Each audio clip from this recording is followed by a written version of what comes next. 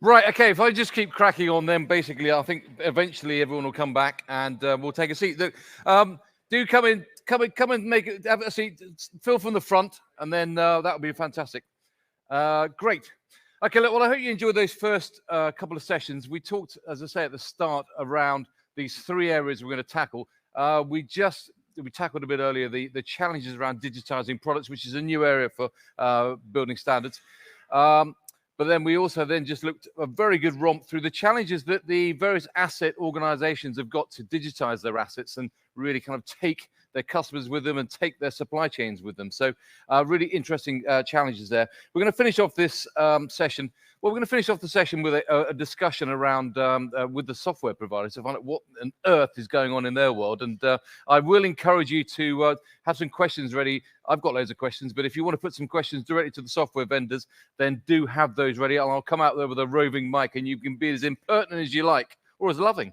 Whatever, that's friendly. But do get those questions ready. However, before that, we're going to talk about digital workflows. I'm going to introduce Will Sharp, Senior Vice President of HDR, in a few moments. But first, let's kick off on this whole process of, what are digital workflows? How are they been impacted by digital products and digital assets? Let me introduce Wong Wei Loong, Director of Building Products at JTT Corporation. So, Wong, where are you? There you go. Do come and join us and set the scene for us in terms of how you see digital workflows really developing, and I suppose make the reference to what we've been talking about, digital products and digital assets. So, Wong, floor is yours.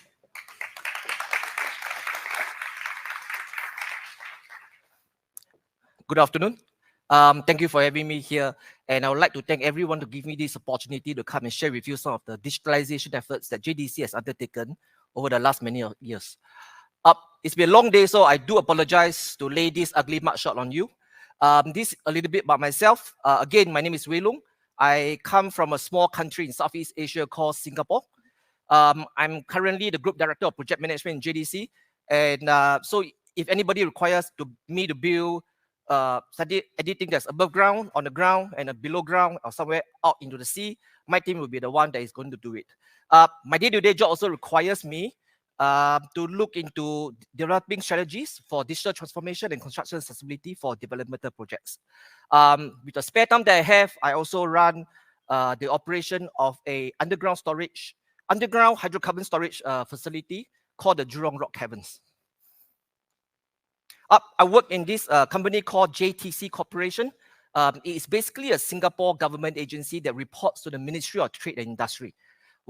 Basically, we are responsible for the industrialization of Singapore. And our work entails us looking at the end-to-end value chain of the development, from master planning to development and management of facility assets, land, and our estates. We also work with industry partners to grow their business as well.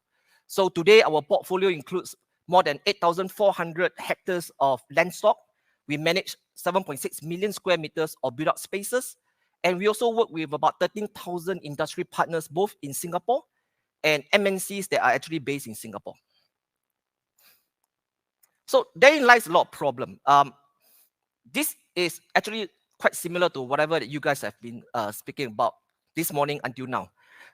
Singapore, JTC along with Singapore has faced with multitude of issues in the built environment, ranging from manpower crunch, talent shortages. We are actually looking at escalation costs of our operations. Productivity is not going anywhere. And we need to make our developments as sustainable and as quickly as possible. Okay, so hearing from what you guys have actually articulated this morning until now, I believe that we are all on the same ship. Whichever ocean or sea that we actually came from, we are all on the same ship. Okay, so there is a need for us at some point in time to actually say that we cannot do the things that we have been doing for the last many years. We need to learn how to design smarter, how to construct more efficiently, how do we want to manage our facility more optimally, and throughout all this, we need to ensure that everything that we do must be sustainable.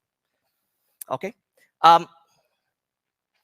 So in 2011, we embarked on our digitalization effort. Those very early days, our digitalization efforts were very BIM and technology focused.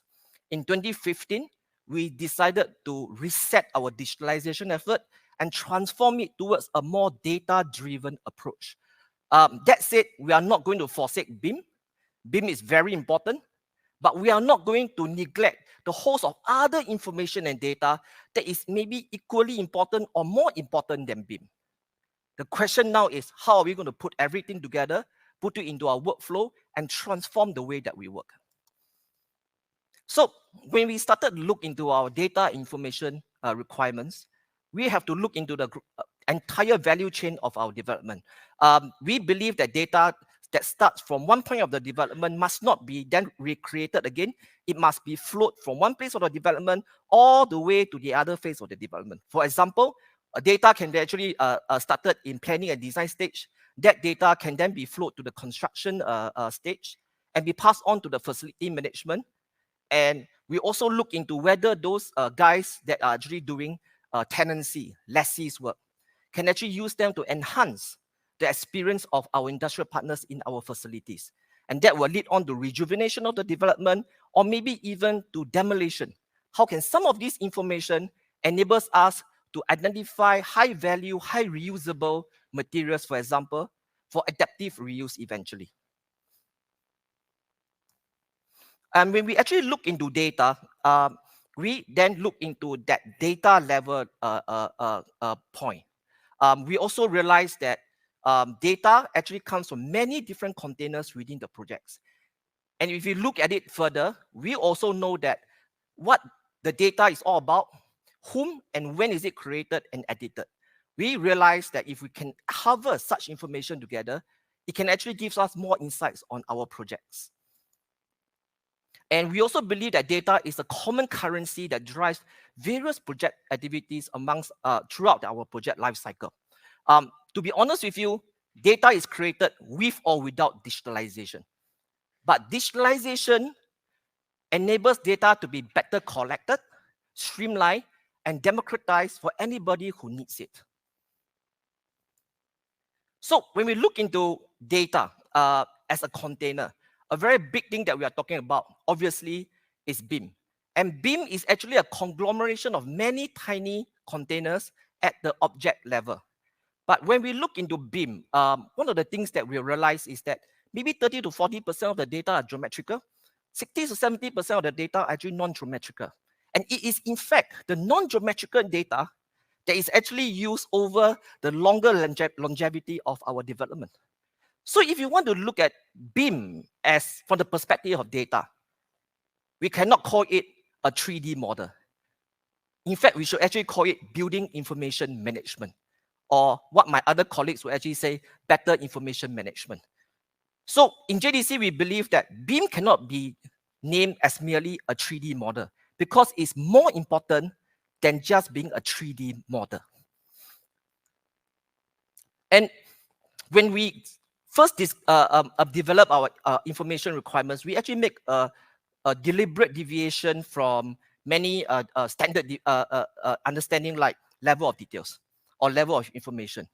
In fact, we actually gone through painstakingly from concept design to planning to construction to as-built asset information. We actually describe to our consultants and contractors what are the information and details that we need at every stage of those projects. In the early days, we actually call it the model content plan. So for example, during the design stage, we don't need our M&E consultants to draw in all the pipes. But during the detailed design stage, we will require our M&E consultant to draw in all the pipes. And if they are actually pipes that are running in gravity, that depends, that is a gravitational flow, we want them to actually draw it. We want them to model in the gradient in. We also want them to, if they are ducts, we also want them to model in the insulation for the ducts. So we actually painstakingly describe every stage, what information and what details do we need. So the model content plan now has actually been translated to something we call a model content requirement. Okay. So what does the model content requirement or the MCR enables? Now that data and information is better defined and standardized at the object level, it allows and ensures higher assurance in terms of data reliability, and accuracy for those project activities that actually carry out through BIM.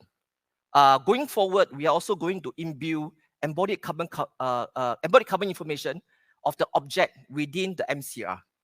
So with that, we will also be able to know at any stage of our project, what is the embodied carbon that is involved, so that we can actually tweak all this design before we actually get onto the construction. Okay. The MCR also enable better data continuity when the data is actually passed on from one stage to another stage, or from one system to another system. Much has been spoken just now by Liptot on Cornet X. Actually, Cornet X adopted the IFC standard, but it has to be localized into the Singapore context. So in Singapore, we call it the IFC SG standard. Our model content requirement is actually used as one of the bases for the IFC SG standard. Unfortunately, because the IFC SG is actually tuned towards more authority submission, while our MCR is tuned towards more design, construction, facility management, and all, there must be a need for us to map the two requirements together so that we can actually create the BIM more seamlessly for our purpose, and at the same time, we can also use it for authority submission going forward.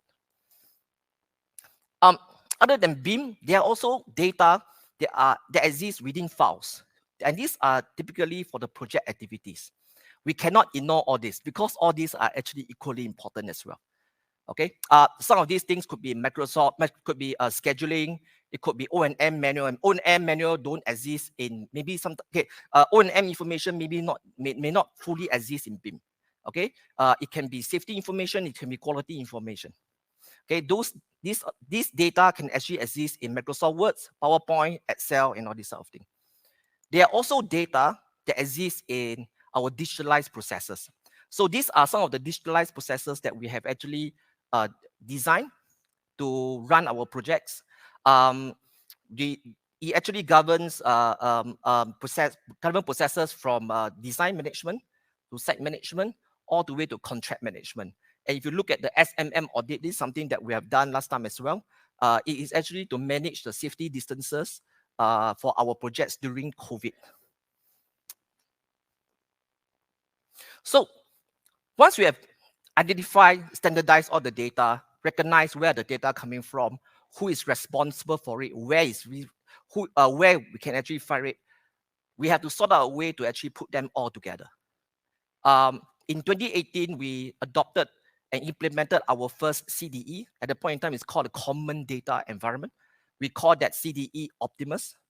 But we discovered that a CDE, being a common data environment, actually does not deliver as much value to us as we would like it to be. Because, to be honest with you, information that exists in a CDE are actually silo. They are actually information that needs to flow in from our CDE to our internal systems. For example, if you're going to execute a variation, we need to know whether we have money to do so. And actually, the information of that money is actually resting on our internal systems. So there must be communications. Okay. We also recognize that some of the internal system may also draw information from BIM during the construction stage or the design stage, and that is our facility management system. Okay. We are also now talking about connecting our Optimus to Connect X.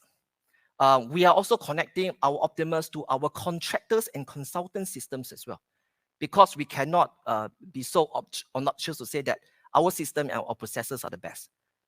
Okay, so rather than us adopting a CDE, today we are building a connected data environment instead. Next year, we are already doing that together with Liptot. So next year, by April, we could have at least 5 systems that's already connected. And by the end of next year, we'll be actually looking at more systems that's connected. And with that, hopefully the interoperability of data will actually give us more value to the work that we do. So with all this in, we are able to execute all these processes. Okay, it's quite a lot here, but we actually split it into 3 maturity level. The first one is digital assistance. What are the digital tools that we can actually use to assist us? Number 2 is digital automation. Can we use a digital tool to automate most of our tedious and laborious process away so that we can actually focus on higher value work, doing more with less? The other one is digital intelligence. how can we imbue AI and machine learning to help us with our work. So I can actually share some of the things that we are doing.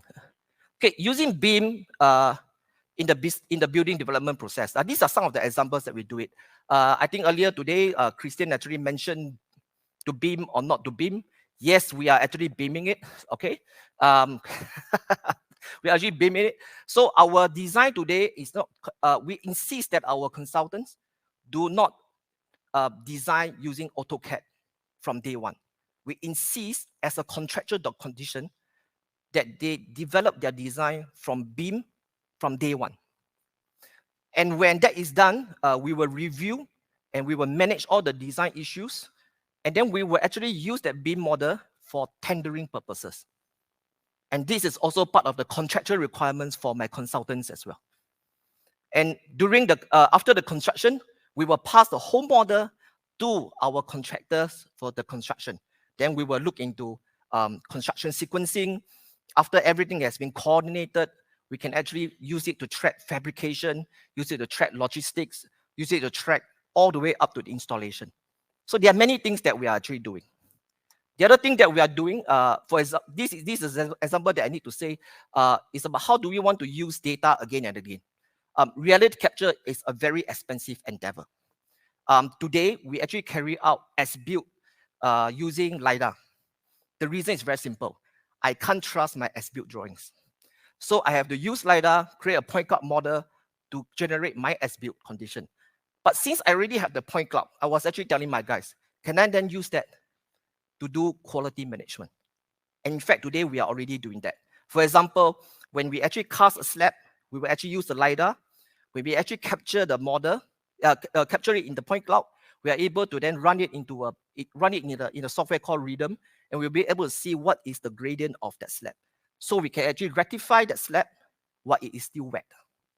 Okay, we actually push that a little bit further by working with our building construction authority to actually see how can they actually do virtual inspection for the temporary before we actually call it a temporary occupation permit. How can they actually do the inspection prior to them giving us the permit? Okay, and that is already done. We have already rolled out to 2 projects, and our BCA colleagues are now actually taking it a little bit further to implement it maybe across the entire industry. The other thing that we are doing is actually looking at safety violations using AI. I will actually show you one of the examples. Let's see. Okay, so this is a video. We actually use drones to capture conditions of our construction site. So then we actually run it through an AI model, and you actually you're able to detect all the safety incidents, safety issues. They will generate a report, and this report can actually be immediately exported to Optimus, in which the safety forms will be automatically created. Then we can actually start to manage the safety incident from opening to closure, and we have a lot more of these data. Then we can actually look into how our contractors is actually performing in terms of safety. Okay. Okay, this is a snapshot of how we actually use data in our daily work. This is just one page of it. You can actually look at every one of my project managers can actually look at our project health at a glance. You can actually drill in to what the quality cases to date, which cases is still open, which cases is still lingering for a long time, and all this sort of thing. Okay, using this, we can also track the performance of our consultants and contractors as well. This shows some of the benefits that has actually some of the benefits for one of our project called the ScreenTech 2B. Obviously, there are a lot of advantages and benefits that has been brought to our projects when we actually started to adopt our data-driven approach in our digitalization effort.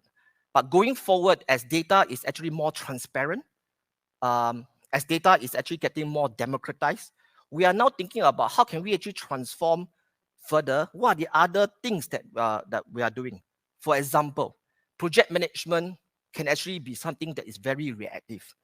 My project managers are very good at reacting to issues and resolving issues when they happen. The other thing now, the thing that we are embarking on next year is to look at whether project management can be something that is more predictive. Can it be more preemptive? For example, can the system actually tell us through the data that something is going to fail even before it fails?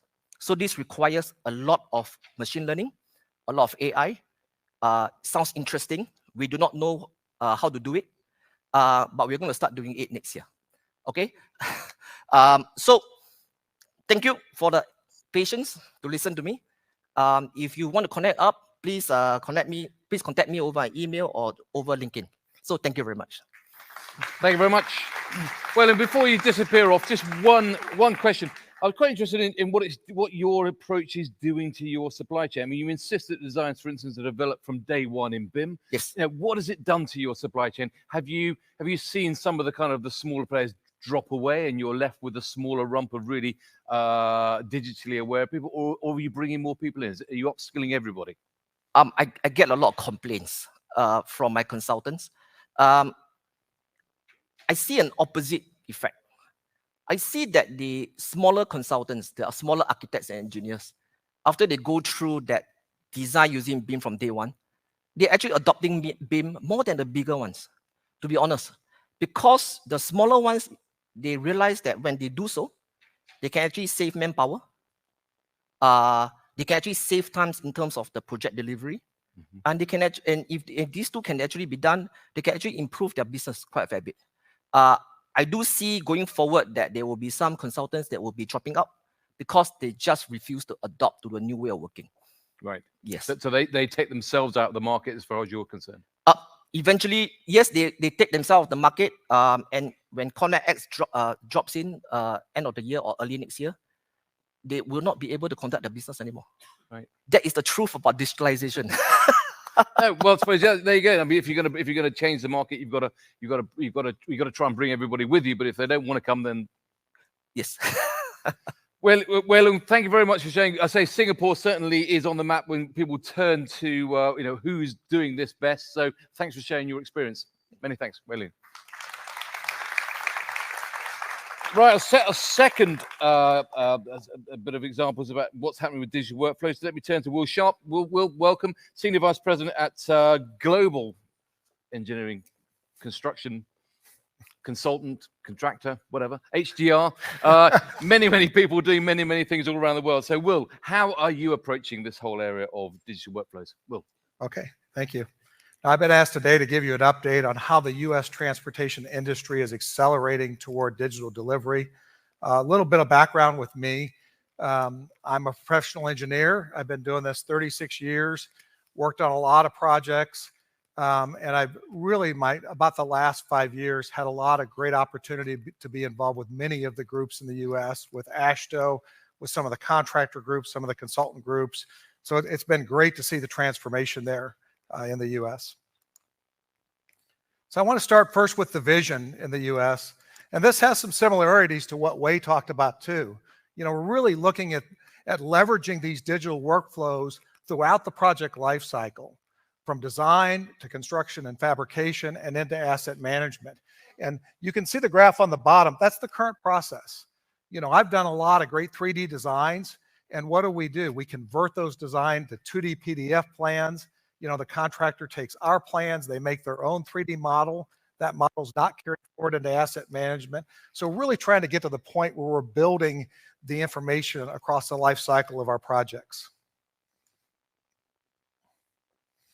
And really we're seeing a paradigm shift in the US towards standardization. And these are some of the terms that I'm hearing from my clients on what's driving that standardization.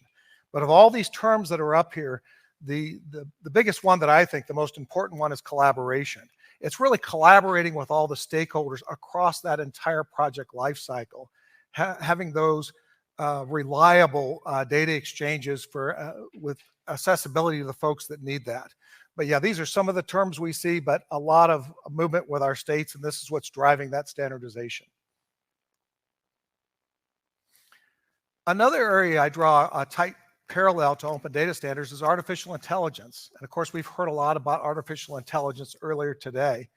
I think this is really going to revolutionize the way we do business. You know, I just think about HDR and our 11,000 employees, and by having the combination of AI and open data standards, that's going to allow us to open up new digital workflows where we'll be able to search across our entire organization to look for designs with similar qualities, with similarities, that we can take the lessons learned from those. You know, that's challenging with larger organizations to make those connections across the organization. We've also got the automation of repetitive tasks. You know, I think about things like clash detection. I think about near real-time construction cost estimating from our models. I think that's going to be much easier with the combination of open data standards and AI. Also enhanced QC of model-based deliverables. You know, what I see is the ability to automatically check design standards, design criteria, to really look at interdisciplinary checks with our projects by leveraging AI. So I think that's going to be much easier to do. Also, we've got generative design. And what we see at HDR is really learning on our earlier projects and using AI to really give us a range of alternatives to consider, you know, based on work that we've done in the past. So I think that's going to change. And the last one is predictive analytics. You know, with predictive analytics, what I see there is really early in our design process, I think we can use AI and predictive analytics to look at that design and really determine, hey, is this going to be a potential constructability issue? Is this going to be a potential maintenance issue based on work that we've already done?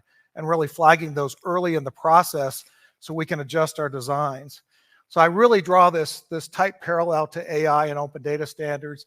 Of course, AI, these large language models, they're only as good as the data they're based on.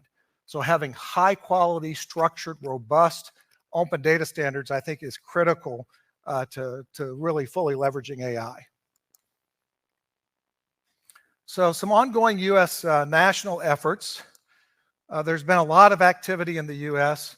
One of the groups that I work with is the AASHTO Joint Technical Committee on Electronic Engineering Standards, and they have determined 5 levels as we move to planless digital delivery. So these are the first 2 levels. This is really using the design authoring software to automate our 2D plans, in some cases providing for information only to our contractors. But we've got many states that are moving to level 3 and 4. And what this is what I call model as legal document, where the digital file is a contractual deliverable. It's signed and sealed by an engineer.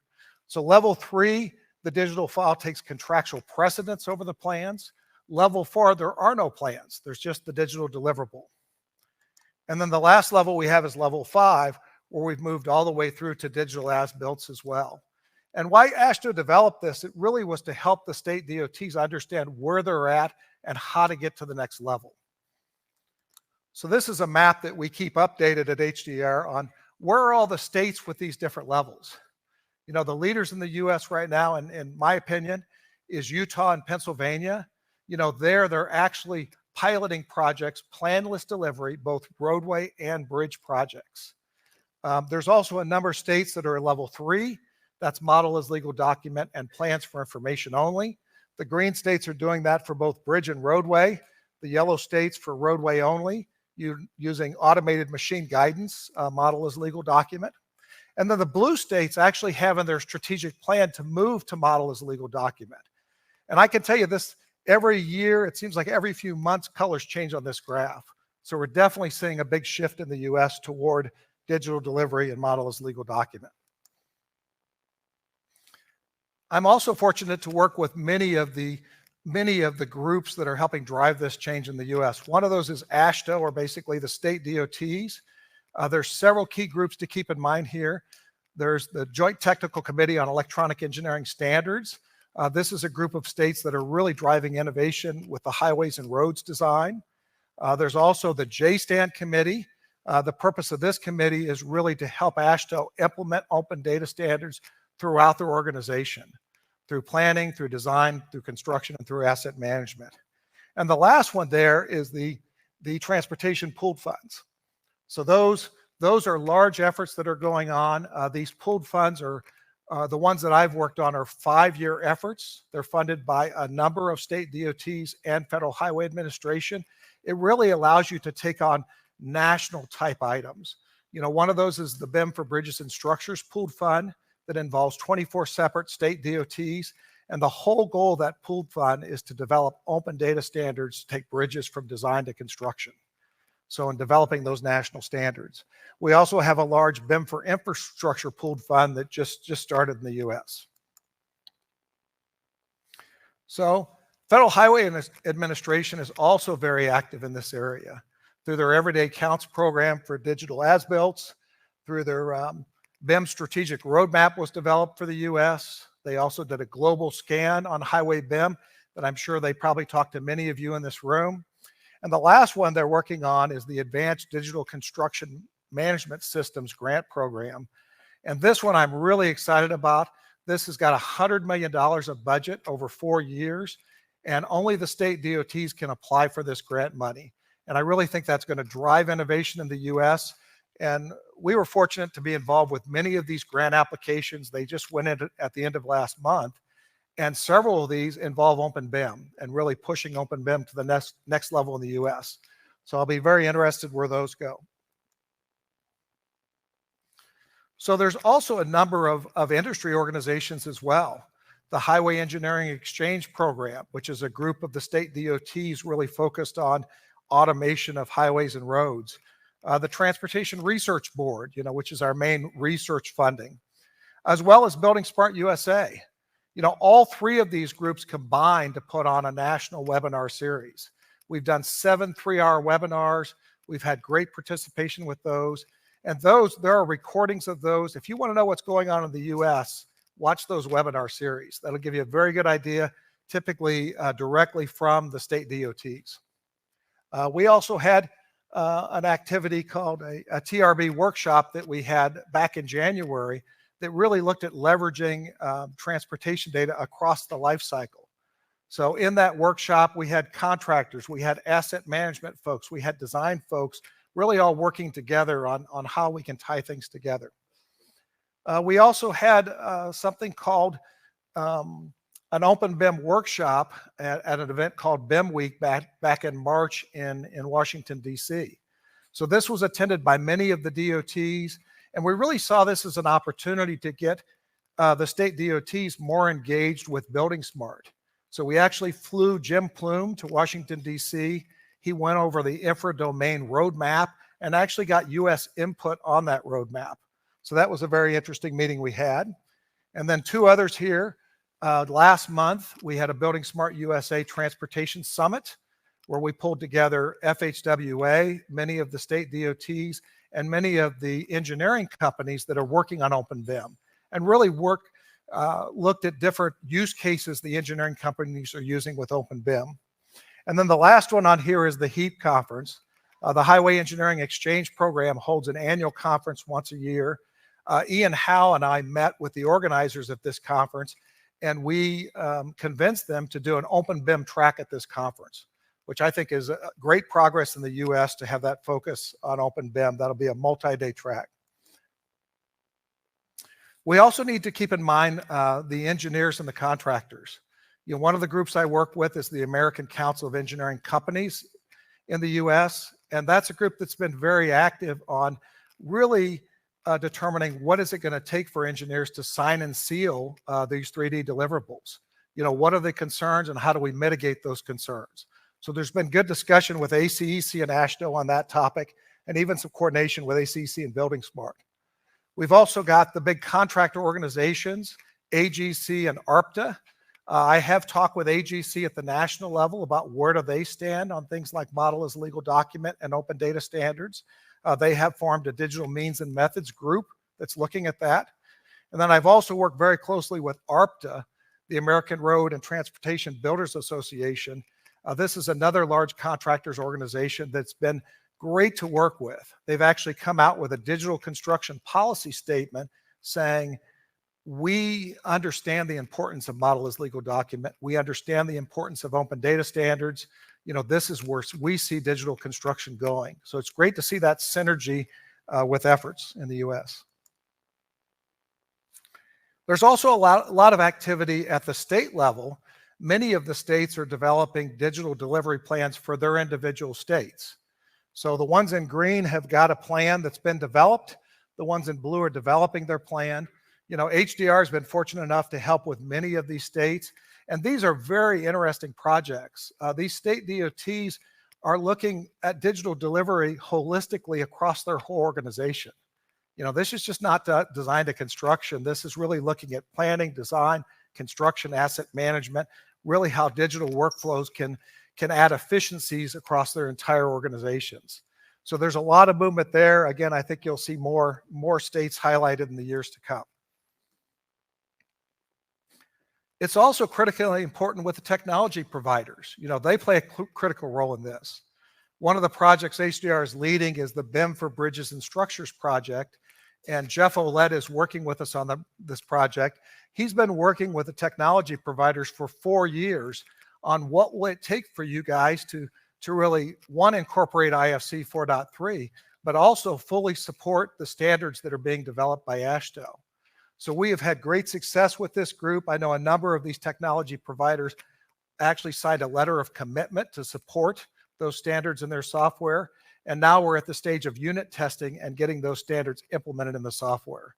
So it's been a great partnership with the technology providers. And of course, they play a critical role in this as well.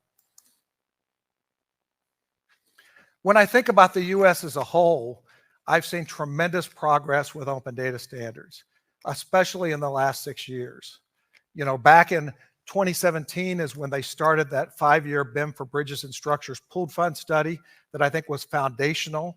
You know, that was based on that data exchange using IFC for bridges to design to construction. In 2019, I was actually at the AASHTO annual meeting in St. Louis, where AASHTO adopted IFC as the data standards with the states and formed this new JSTAN committee. So that was a critical milestone. 2021, they started the BIM for Infrastructure pooled fund study, which is another 5-year pooled fund study with many states. 2022, AASHTO actually adopted, we developed an information delivery manual for the BIM for Bridges and Structures project that was adopted by all 50 states of AASHTO. So now we have one data standard for bridges that all the states agreed upon. So that was critical. Of course, AASHTO joined buildingSMART International as a principal member. And then even earlier this year, the states have decided to do round 2 of BIM for Bridges and Structures, another 5-year pooled fund study to look at expanded BIM uses with open data standards. And then I was really pleased to see, I know Mike Kennerly was at the Rome Summit and provided AASHTO input to the infra domain group. So I just see tremendous progress in the US. So really the next steps that I see, first is moving to model-centric workflows. And we've talked a lot about that today. It's got to be a model-first mentality. You know, the way we develop our designs, the way we review our designs, the way we look at constructability and alternatives, it has to be model-first, model-centric. I'm a big believer in model as a legal document. I think it's critical that these digital deliverables be contractual deliverables so the contractors can rely on these deliverables. And then also the digital handoffs or digital as-builts. To me, that closes the process of digital delivery throughout the life cycle. So the last thing I'll leave you with is just next steps. You know, as for engineers, and of course, engineers, my background, I think engineers play a critical role in this. One of the things that we're doing is I am working with ACEC to do another national survey of our transportation engineers and also our risk management folks to really talk about where we're at with digital delivery, what are the challenges, and what will it take to overcome those challenges. So I think engineers really need to embrace this, look for innovation with this, and be open to these changes. I'm also working very closely with the contractor groups. You know, AGC is one that has, I've met with them several times and really challenged them. What data do you need to move to digital delivery? You know, how do you, we really need to get them at the table with the discussions with digital delivery to make sure we understand their data needs and really to get them to move ahead. Because at the end of the day, we can generate all this digital data. If they can't use it, we failed. You know, we have to work together. And most importantly, the owners. You know, I can tell you the owners in the US, the state DOTs, these are the asset owners. These are the folks that are going to have to, with a bridge design, it could have a 100-year design life. So they're really looking at the long term of these assets. What's the information required to support those? The owners have been very gracious on helping support us with proof of concept projects, funding the development of national data standards, so they're absolutely critical to the process. And I really think at the core of all this is open BIM and model as legal document. I draw a strong parallel between those two. I think it's critically important to have both, where these open BIM deliverables are contractual deliverables. So this is a QR code. I've included all the slides in this presentation. I also have internet links to all the different areas that I talked about. So if you want to learn more information about any of these groups, feel free to pull that up. Thank you. Before you go, just one thing which is a very US specific thing is, of course, there's a huge amount of fragmentation when it comes to asset owners. You've got all the DOTs, you've got different states. I mean, does that help or hinder what you're trying to achieve? Yeah, I really think in transportation in the US, there's less fragmentation because we only have 50 states. Only 50 states need to agree. And I'm seeing a lot more synergy, a lot more agreement with the states on what they need to do and where things are going. And I think the bridge standards is a great example. We got 50 states to agree on one single bridge standard for the US. Right. It's IFC based. Yeah. So I've seen a lot of great progress. But there's an awful lot to do in the States. Certainly there's a huge spend. I mean, do you think that this digitization is helping you to make the case or a political case for increased investment? I do think it is. A lot of the states are short on staff right now, like a lot of places in the world. Yeah. And I do think this is one of the keys to be more efficient with what we do, and really the time we spend in engineering to make it more valuable and not tedious work that we can do with other digital means. No, and I suppose the final thing, you mentioned it, 3 decades in the sector. Yep. You mentioned it. Yep. Do you think that this whole move towards digital workflows is actually starting to see better outcomes?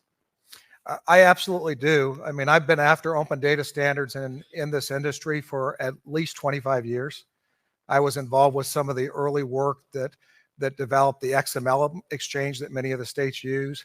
And I have seen more progress in the last 6 years than the previous 30. Well, so yes, I'm seeing a lot of progress there. That's good to hear. Will, thank you very much for sharing your thoughts. Will Sharp, many thanks. Right. I hope that was an interesting romp through, the challenges of digital workflows that are being seen in Singapore, but across the US as well. We're now going to move to our final session of the day, which is a panel session conversation with our software vendors. So can I introduce our panel? If you can just come up and take a seat in the chairs. That's Marc Goldman, Director of AEC Industry Solutions at Esri. I may as well go in that order, then at least I've got some chance of staying in control of the situation. Michelangelo Cianciulli, Open BIM and IFC expert at ACA Software. Welcome, Michelangelo.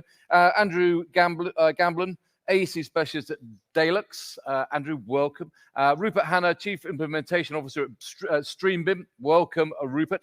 And finally, Frank Weiss, Senior Director of New Products, BIM and Innovation at Oracle Construction and Engineering. So I've got a whole load of questions, but I'm going to just kick things off a bit, and I will eventually come out to you. And if you've got a question, stick your hand up and I'll come with a microphone. But let's just, I suppose, kick things off a bit and start with a fairly general question. I'm going to where shall I start? I'll start down this end as we're here, Marc.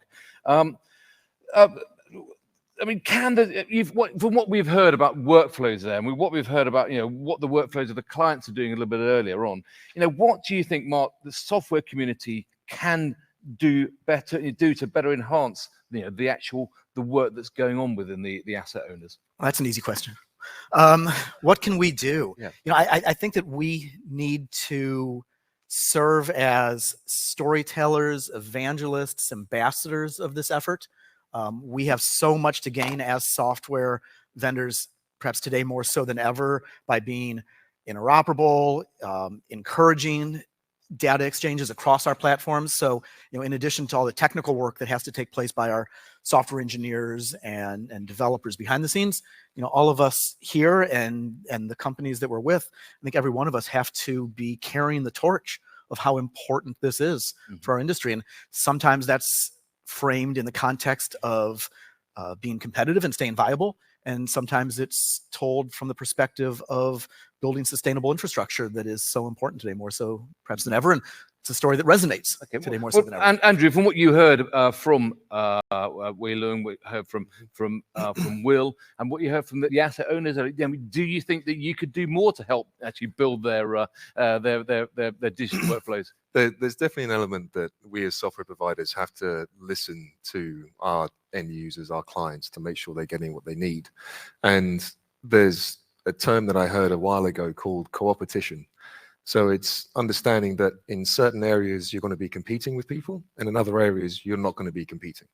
And so it's understanding where those limits are and facilitating the asset owners and the people who are providing that information to them, the ability to interconnect the various systems and software that everyone uses in the process to make sure they get what they need at the end.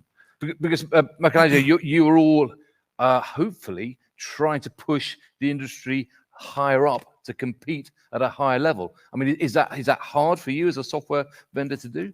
Well, it is quite hard, but it's also very challenging, and it is a pleasure to do so, because in these processes, it is the software vendor first and foremost that are learning a lot from their clients. So we have to learn to listen to them more, to then try to provide the solutions that they need. And I think that what I have seen changing over the years is that clients are more and more willing to express their needs, because they understand that they are actually being heard a lot more than before. So we see this process that is improving, and of course is not perfect, not from the side of the software vendors, nor from the side of the clients, but it is actually improving, and hopefully the quality will get higher and higher, and the promises will be delivered. I mean, Frank, we've heard about the need for lower costs. We've heard about the need to really boost sustainability. We've also heard about the need to really embrace smarter assets, and effectively what that means is to get better outcomes. I mean, do you think that that there's a role that you as a software vendor, and Oracle is a reasonably large one, apparently. Do you think there's a role that you can play to help to try to break down the fragmentation that's in the industry that's maybe stopping that kind of improvement? Well, that's a great question. I think in the first place, it's important that you have to create like a goal or a vision for your company and go after it. I would say for Oracle, it's crucial to go after open standards. This is something which is very important. And then you have to implement it into the products and have to start working and playing with those gentlemen and with lots of people here in the audience by applying it. Call it the IFC, call it the BCF, call it the Open CDE document API, where we're even spearheading new standards to do it. So these are like, I think, initiatives where we have to buy into. But we should not be naive, because that's not about evangelism. At the end of the day, we are in an industry which is business driven. So we have to create value, and creating value is not only in design. This is where you have to connect the schedule, where you need to connect the cost, which was like presented by the gentleman of Singapore, which I liked a lot, because that's very important when you start a project. Yeah, it always starts with the money and the vision you have for the project before we then enter into design and so forth. Yeah. So in a summary, it is very important that we apply it, that we make specific initiatives. And I would like lastly to link even to what Léon has presented in the early morning, to make it practical and experienceable, like on these conferences. I think that's incredible valuable. Yeah. I mean, Rupert, I thought I saw you, but you were frowning there. I don't know. Maybe I'll sense some disagreement. I don't know. But the reality is that while you all, you present a great kind of united front here as the software vendors together, you're all competing with each other all the time. I mean, how do you work together to bring the whole industry up? So somebody mentioned co-opetition, which I think is a very good word, because you learn from the best. And we believe in my own company, Render, who produce StreamBIM, we believe that a lot of people are learning from us, but we also look to others to see how they've solved solutions. It could be within the industry, or it could be outside the industry. Look for inspiration. And often we look at Google and say, right, how does Google manage to present things really so that they really work for anyone who wants to approach using a tablet or a smartphone? Yeah. So we often look outside of the industry. How does that work? We want to adopt that kind of approach. No, because Andrew, it's a point I was chatting to Frank about last night. When I asked the question, who do you compete with? The answer is, we don't. You're all doing different things, and so you're all competing in different ways. I mean, how do you? Is that a fair reflection that you don't really compete with each other? Yeah. No, I was going to push back on that fact that we're all competing. It's not like a decision, do I buy a BMW or do I buy a Ford and all of my money goes there. The world that we exist within is very complex, very heterogeneous, with Oracle software connecting to Esri, connecting to Bentley, connecting to Autodesk, connecting to Deluxe, being extended by Akka software. I mean, that's the reality that we exist within. So, how that translates to what we can do for the industry is recognize that we're not out fiercely competing, trying to take a bigger slice of pie, but that really our mission is to emphasize the fact that the pie can get bigger amongst us as technology providers. Yeah. Well, I was reflecting when I was chatting to Patrick last night that, of course, this all started when Ian came over from Autodesk and made it all happen. And of course, that's quite an interesting kind of like poacher turned gamekeeper, or is it the other way around? How do you think that the whole kind of relationship between organizations such as buildingSMART and the software vendors, how's it changed in your view, Andrew? Whoa, that's an interesting question. I mean, I'm relatively new to the whole software game myself. I was in industry up until October time last year. But I think what buildingSMART has managed to do is create a set of standards which are accessible and usable by people. And I know in this morning's presentations, there was a talk about or mention about open standards promotes the creation of new companies. And there are a lot of companies, and I believe Deluxe is one of them, that came about through IFC and being able to see these open standards, understand how to visualize and go down those routes. And with the standards getting more and more robust as they're coming through, being expanded out into other sectors of construction and facilities management, asset management, you're going to start seeing an explosion of even more software vendors that are coming out that are very specific and utilized for a very specific element. That need to be able to either pull data, push data, or talk to another system, which would be from an old timer, if you want to call it. So Frank, buildingSMART is actually helping you to drive your business. Well, what I'd like to add to this is, I think if you look at the evolution of buildingSMART, we all can see that the great vision of Patrick has started with the model. It was about creating better models and then interact on the model. When I read here digital workflows, you were working for digital workflows over decades. So I'm asking myself, can I really state that? Well, I can state it because it's about the quality of workflows and that we now want to establish interoperable workflows between vendors. So these are like different stories. So it's not like digital workflows is the new thing. The new thing is that, number one, we want to do it cross-enterprise, where the standards helps us to do it much better because we compete on the standard. We need to compete on services, but the language should be the same, weil wenn ich jetzt anfange Deutsch zu reden, dann können wir uns nicht verstehen. That's difficult. So it's much better to stay in English in our standard, isn't it?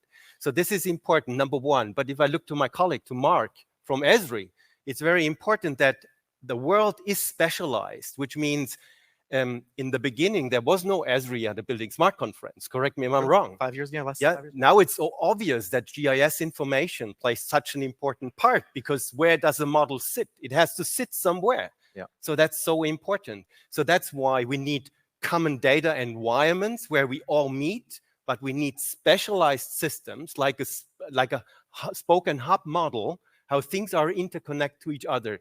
And I think there is so much space for all of us to do that if we can really focus that and help our clients to transform, because that's the biggest challenge, that they are able to express their requirements properly, I suppose. Rupert. Sorry. So you're with Frank presumably on that, are you? That basically this cooperation between you is good for all of you rather than trying to outcompete each other. Definitely, yeah. The open standards, I mean, I've been participating in the BCF user group and found that that's been extremely useful, of course, to help our organization to learn what's happening in the BCF, but we're also giving to that organization, we are giving the business knowledge that we pick up from our customers and bringing that into the processes to improve those processes, which then goes out to all of these companies. Yeah, we all saw that graph earlier, which reinforced the fact that AEC, architecture, engineering, construction, is still way down the industries in terms of its digital adoption. I mean, is that your failure? Not my personal failure. Michelangelo, is it yours? No, it's not. No, but so what is causing it? Why is it still down there? Is it lack of appreciation of the bigger picture? Rupert, yeah, go on. I've been following the presentations today, and I was very pleased to see that the contractor was finally mentioned in some fairly big words in Will Sharp's presentation. But before that, I felt that the contractor hasn't really been mentioned, and yet a lot of the requirements that we've been talking about go to the contractor. Now, I've worked for 9 years at a contractor, so I've kind of what do you call it? I'm damaged by that. That's where a lot of my focus, my business focus, is. So I think that there's what I'm also in a situation where part of my role, I'm very involved with customers, and I see how this works with contractors.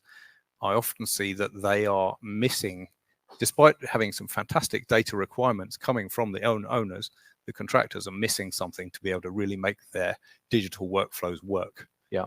Yeah, I want to push back against the slide with the showing the lack of productivity improvements in the construction industry. I think that it's tech shaming our industry, and I don't think it's an accurate representation of the industry. In fact, yes, we do not deliver projects any faster than we ever have. The Empire State Building was built in 117 days with a 100-page document set, versus today it would take us probably 2 decades and thousands of pages. But we're building more safely, more sustainably, and unfortunately, we live in a world, certainly in the U.S., where everyone is ready to sue the next person for any error or omission. So yes, we are not as productive as we want to be, but I don't think that that's an accurate representation of our industry. But there is also, and I get what you say about contractors, but there also is something of an obsession within the construction sector around being more efficient in construction, rather than, as we've heard a lot about today, really focusing on the life cycle of assets, where there's a lot more benefit. I mean, would that be a fair accusation, that there is not enough focus on the whole life cycle? Go ahead. Well, I think that for until now, maybe we have focused much on the design phase of the things in BIM, mostly with the authoring, but that's what was happening some years ago. But now, I think one of the most important things about the open BIM standards is the fact that they are multidisciplinary. So they are touching almost every sector of many of the construction sectors out there. And I think it is also, there is need of time, because maybe some of the sector moves grows linearly, but then there are those technologies that are coming that are much more fast. Maybe they are approaching, they will be widespread in a short time.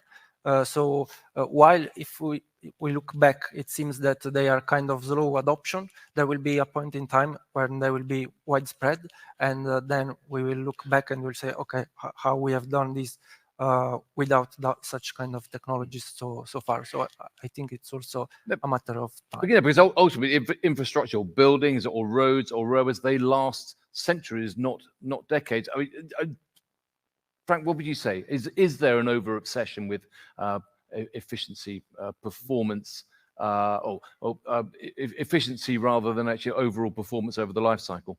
Well, I think first of all, the industry is better than it is stated in those statistics.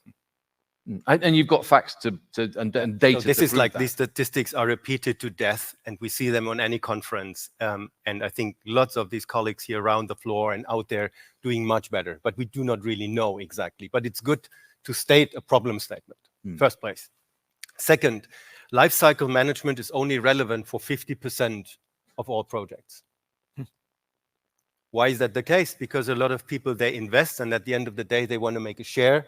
They develop a project, they sell it at the development. They don't care about the asset at the end. So there is just simply no motivation to do it. Number three, I was pleased to see how progressed people are in Norway or in the Nordics. Actually, I admire that, because what they do is they express properly it as a constraint, what you have to deliver. And that makes a big difference. Of course, these are state-owned projects like railway or linear project like in transportation, or like in that sense. So that makes totally sense.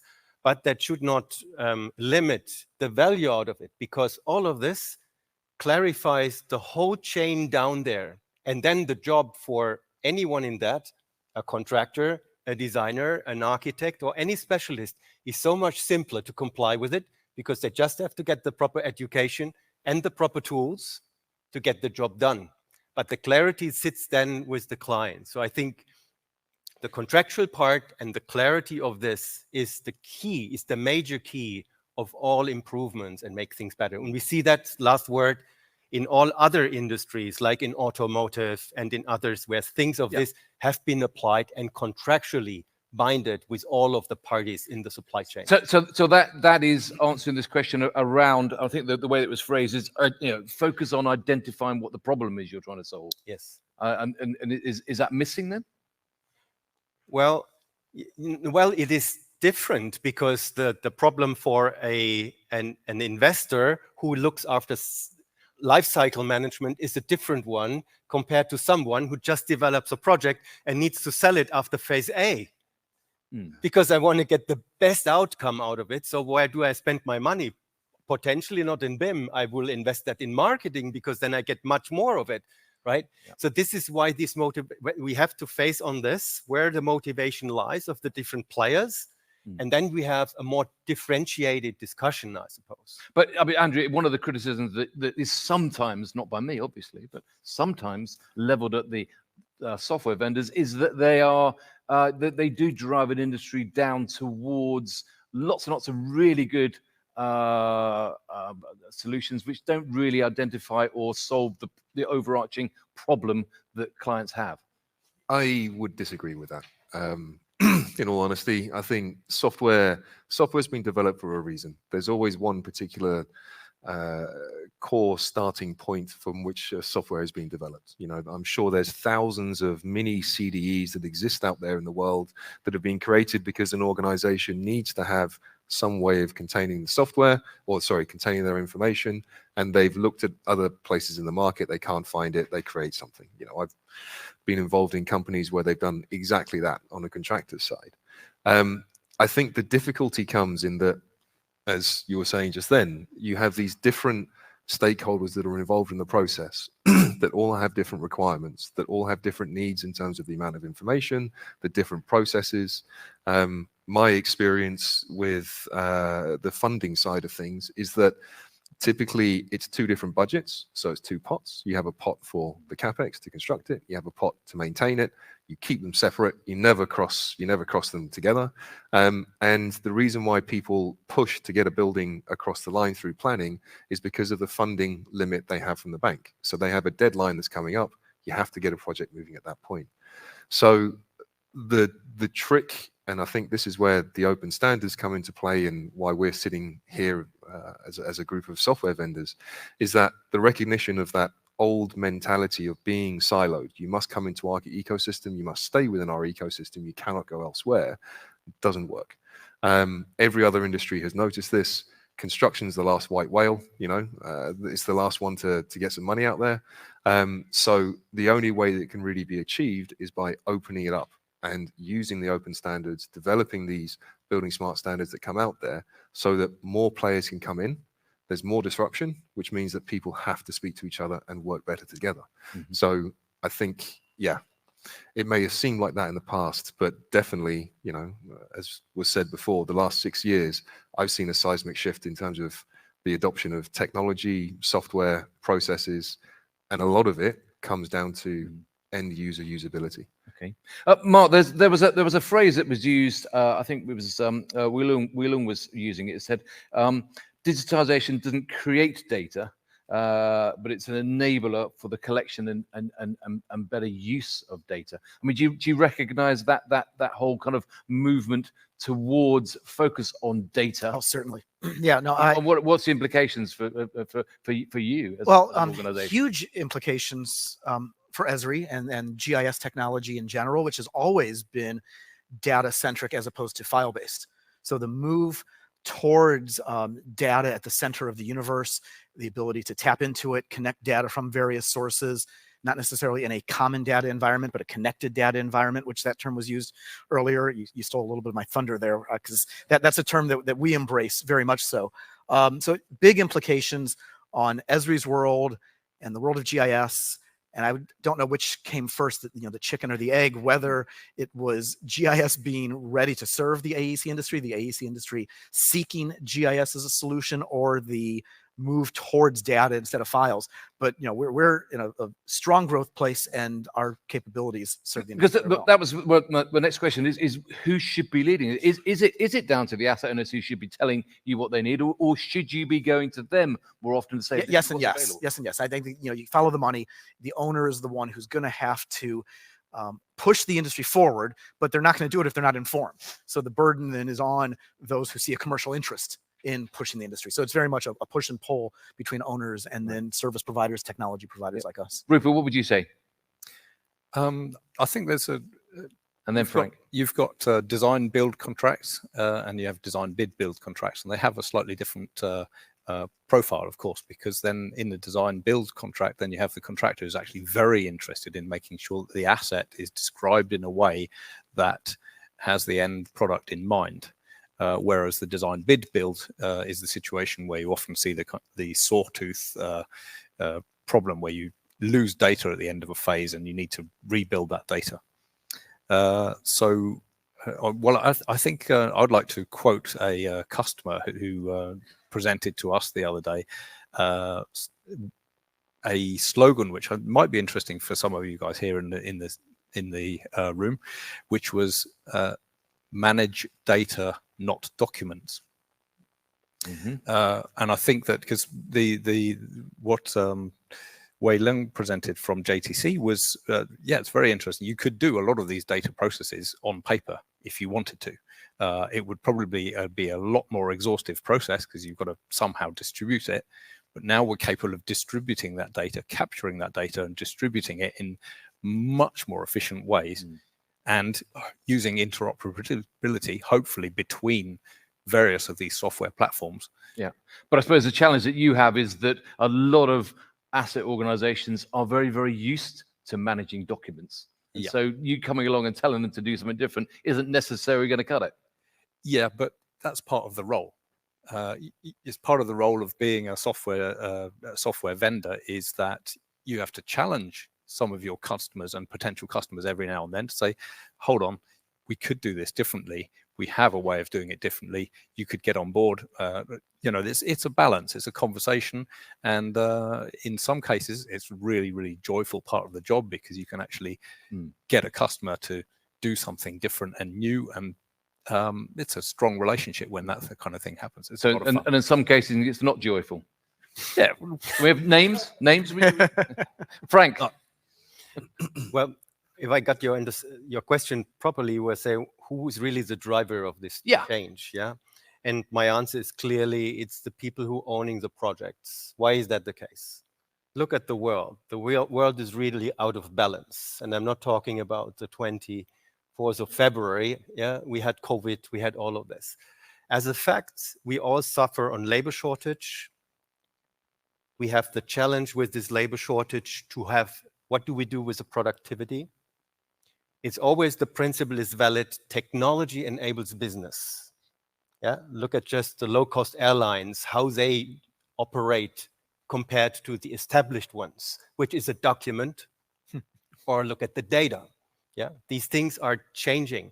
And I think this is something what we have to embrace and really go after. So this means the pressure comes from there. You have to do more. I know it's an old principle, with more, with better quality, with less people. But that is the driver of change. And what we have to do as software vendors is we have to listen. We have to inform them as well.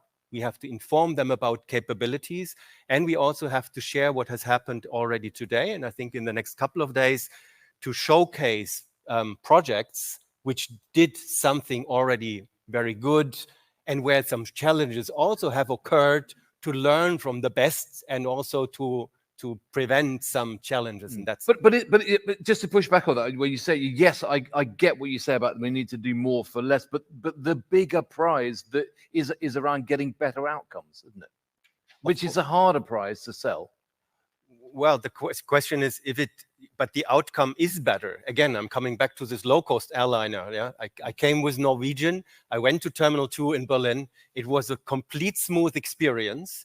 And there were less people involved. Everything was well organized, and my experience as a customer was awesome. It was great, much better sometimes as flying with Lufthansa. So that's why I'm saying it's not that you can say if some low-coster has a bad connotation, because you would say, oh, it's a low-cost product. No, if you establish that well, and I would say with data, as you have mentioned, when that is prepared and people start thinking of it, leaving the container mentality, yeah, then there is, of course, a lot of things possible, which then will be leveraged by new standards and future standards. Last word is then IFC 5, where those things comes together. Rupert, you look like you were going to come in there. Yeah, I did. You're going to be violent and you're disagreeing with Frank. No, I'm just not violently, but maybe a small, worth a discussion, I think. There was, Christine actually mentioned something from Barna North. She said, reduce the number of drawings. Now, I think this is an important, this is actually something bigger. You could actually, there are opportunities to stop certain processes which have been going on for hundreds of years in what is being developed by buildingSMART. So we have an opportunity to make things more efficient. We actually have an opportunity to say we can cut out certain processes. And one of them, which has often come up, is reduce the number of drawings. And drawing is basically a document, so there's an opportunity there. And I think this is something we need to flag up as a we actually want to say we're not doing BIM as well as what we did when we built the Empire State Building. We're doing BIM instead of those processes, and we're getting all of the data we need out of the buildingSMART and BIM processes. Because I suppose one of the things he also said, I suppose it cuts the heart of what you guys are all trying to do with buildingSMART, is he says, normally information doesn't flow between different software types, and it's a problem that they've got to solve. So is that something which is, you understand that is still an issue for you, Andrew? I would say, yeah, I think the whole software industry understands that. Typically, that's where APIs come in. So if you're working in kind of any kind of a modern system, you've got the ability to pull out the vast majority of data which is there. And I think a lot of the reason why there are still elements of data that can't be pulled out of software is because there aren't the open standards developed to enable you to deal with that.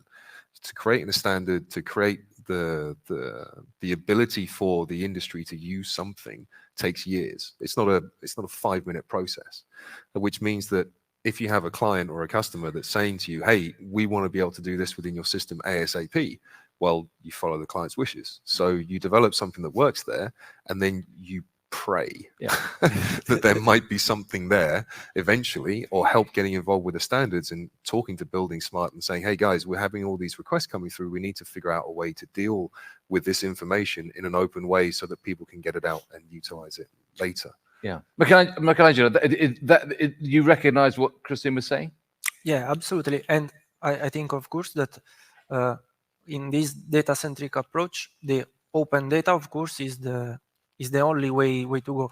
And I think, as also has been said before, I agree with that, and I also would say what has been told before, that there will be more and more software solutions and companies that will grow up in the use and adoption of those standards that will be highly specialized. So we will see more and more of these connections and interoperability that over time will be solved, or at least it will be much better than it maybe seems now. Okay. So. Are there questions from the floor that people want to put directly to the panel? Yeah, there's. Aidan got a microphone there. Okay, so why you? Okay, well, if it's there, you got a question. Yeah, go on, fire away. Shout away there. I've got loads more questions, but I'll hold back and get somebody who knows what they're talking about to ask a question. Fire away. Say who you are and fire away. Yes, Peter Axelsson from Sweden. I think we are doing something kind of mistake when we are putting models against drawings here, because they are just two different ways of visualizing the data. So I think we should not build a contradiction or a problem between those. I know that Karin Andersson, this is one of her points actually, because we need the drawings. The drawings will be there for, so please don't make a big issue of this, to have that there is a big problem with using drawings, because but that's where do we get the information for the drawings? We should make the drawings from the models, or from some kind of CDE or whatever. Who's going to take that one on? I will actually. Yeah. Interestingly the case for drawings is. Yeah. The term drawing, actually, there's a lot of words in this industry that mean multiple things. A building is a physical structure, but building is also a verb, the act of having something built. And a drawing serves that same challenge. A drawing is a piece of paper that we look at, or a PDF that we look at, but a drawing draws our attention to the things that are important. And a model in total doesn't necessarily do that. A model can be overwhelming, or a model often isn't detailed enough to draw us in to the important bits of information. So I'm still a big proponent for drawings serving a certain purpose. The debate of should a drawing be a derivative of a model, or should a model be based on a stack of drawings? I mean, we could probably talk about for hours. But I believe very strongly that drawings continue to have value and purpose for many reasons, if not alone the one that I just mentioned. Rupert. Yeah, I think that saying drawings are useless is not what I'm trying to say. The 2D and the kind of map format, it's actually extremely important for the human condition, I believe. I remember my son blowing my mind when he was about 3 years old, when we were camping somewhere, and he drew a planned drawing of the tent. And I was like, what? How come he came up with that idea? And I think it's because it's really the way that we think is sort of surfaces and things presented to us which are describing something to us. And probably this is why maps have been drawn on caves by people tens of thousands of years ago. So it is a really, really important format. However, the problems that we have with drawings is the static document versus the up-to-date report, which is in 2D, looks like a drawing, but it's not actually saying this status, which was achieved 3 months ago, is the correct answer. We've got a living 2D, and a lot of the products that we represent here are actually capable of presenting that, and we believe that 2D has a strong placement, but it's the static stopping, saying this is the product and you're going to follow that. No change. No, well, the art of drawing something on a sketch is still very much a part of the tool. I mean, at that point, you're going to say your son is now a very skilled architect or engineer, and you'll say no, he's in finance, probably. Sorry, Frank, you were going to come back on that. Well, I think the statement is completely valid, because this is just out of question, like closed BIM versus open BIM. That's just not a thing which needs to be discussed, and we cannot say like drawings against models. At the end, these are like instruments or visualizations of a same thing, but of different granularity to serve different purposes. It's funny, so what's behind the drawing? Are there any more questions for the floor? Yeah, go on, fire away back. So I'm Jeffrey Avina from LeapThought, and a question and also a comment. First, a comment to you, Andrew. I mean, one of the problems that I see is on your last comment about there have not yet been developed softwares or solutions which can actually read or incorporate data from different sets of solutions. And that's one of the things that we've actually have spent years developing. The problem as a small company is we don't know how to get the visibility on what we've done. We literally, as I mentioned when I was speaking, we spoke with a GC in the States and we said, look, you have 400 different guys doing different things. Yes, we can incorporate and capture. We don't even have to have them change. If people don't want to move from their legacy support, whether it's 2D or whatever, we can start from that basis and we can build that platform of communication. And then my question relates back to Wei Lun's presentation from JTC. Particularly, for me, the success of that model is that the government has interceded with functionally an all-of-government platform. They've basically said, for you to be effective in this country, you need to be able to communicate. You need to be on an open standard so that other people can see and that we can see what you're doing. I'd like to hear your comment about that because, of course, Singapore is committed to innovation, but Singapore is different than, say, Texas or some other place. I'm trying to think of something as far away from Singapore as I can. But the point that it has the ability to mandate. Yeah, so it's literally a question. Okay. Yeah. All of government, is that a way, or is there some other form, maybe through buildingSMART, where actually we get these approaches out there so that it becomes easier for people to recognize that they can work together. And when there are innovations in the market, we don't have to wait for the largest companies in the world to put out the PR on them, but you do it. Andrew, take on the first comment to start with, and then maybe I'll go Rupert and Marc. I'll try to. No, it's great that there's places like Singapore that have mandated standards and they've looked around and they found these things. Norway is another country that I can think of which has done phenomenal in terms of providing clear guidance from public bodies in terms of this is how you must interact. The UK, Department for Education, done a very similar thing. They have done some tremendous work giving every possible document and way of defining any kind of information that is this out there to be put into IFC to then be read and be model validated, etc. I think every country is at a different stage, and some countries understand the value of the digital, and the phrase data is the new oil, I think is, that's something that people are slowly starting to realize. And going back again to what I was saying before, construction is the last one to kind of come to terms with this. So I think with countries like Singapore and some of the stuff that's happening there and Norway, that knowledge will slowly transfer across to other countries. And the biggest thing that I've seen working in the position that I am now within Dalux is that there are countries that are doing certain elements super well. Certain countries are doing, I remember back in 2018, coming to Norway, and they were way ahead in terms of the cost, putting cost inside of models, understanding what the S-curves and what the expenditure was going to be on a particular project. But from the point of view of 4D planning and the time sequencing, they hadn't even touched it. Whereas in the UK, it was the other way around. They didn't know that. So when I was working as a contractor at the time and speaking to the contractor in Norway, it was a knowledge share. So this is another aspect of where buildingSMART comes in super handy. It's getting people involved to understand that in this region, there is this capability.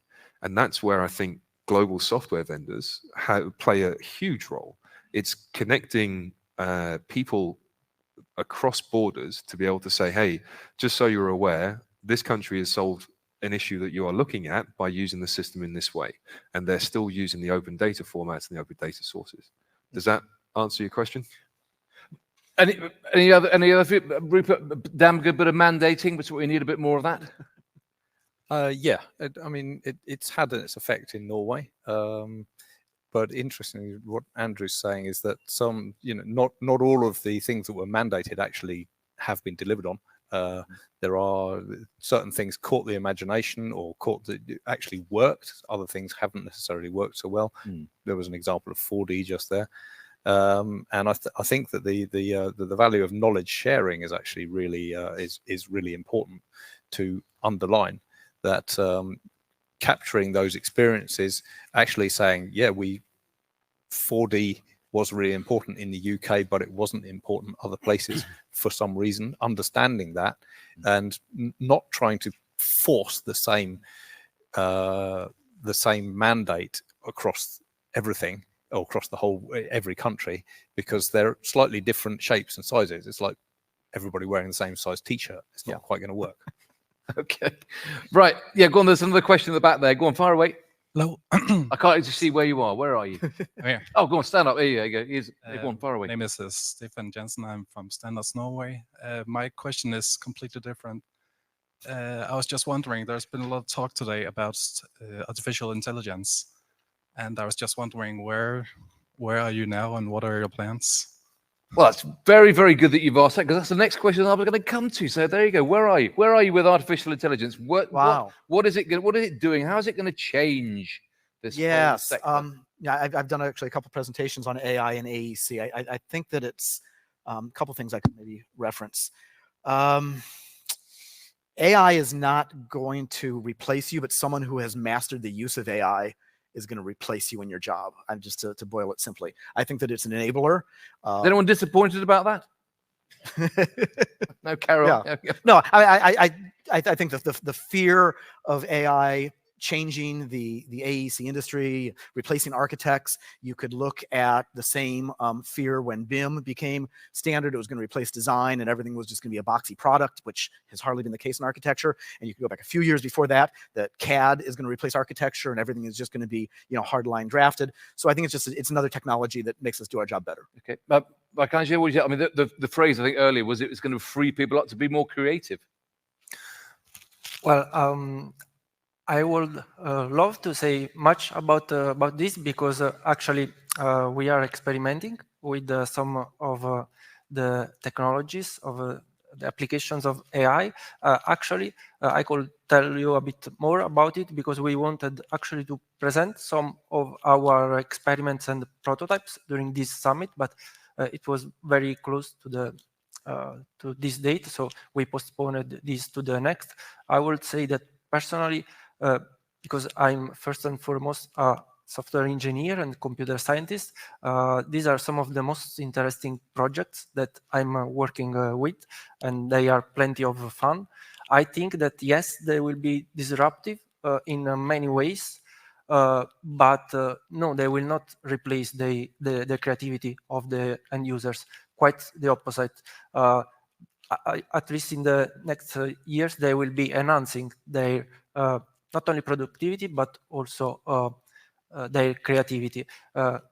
There is this fear that AI will replace jobs, not only in the ASC industry, but everywhere. But actually what will replace those jobs will not be an AI system, but it will be a human that will be enhanced by AI. So at least for the next few years, I would not fear that technology, but embrace that to be more creative. Frank, has Larry Ellison got any aspirations to develop AI in any way? It sits already in the database. That's the short answer. So lots of the products are migrating to the Oracle database. So just giving you 3 examples. Number 1, a product which we have at the moment in the pre-phase, which is called Clash in the Cloud, where you combine the common data environment with open standards completely in the cloud system. This is something what we investigate deeper. How can we really apply our machine learning capabilities to that in order to avoid the amount of circles, in order to identify earlier where, for instance, some of the vendors produce a bad quality, for instance, which is very useful to avoid efforts, number 1. Number 2, we've bought a company last year, which is called New Metrics, where you use the recognition for health and safety purposes. Does worker use their helmets? Do they apply properly security standards and all of it? And then you benchmark that through cross different type of construction sites. And you can do like predictions for the site manager where he should put attention to. So those are like, for instance, specific examples where we try to apply it. And number 3, we of course also connect the data, what we connect from the common data environment in AConnex with OPC or P6, which is probably more familiar with the ladies and gentlemen here in the room.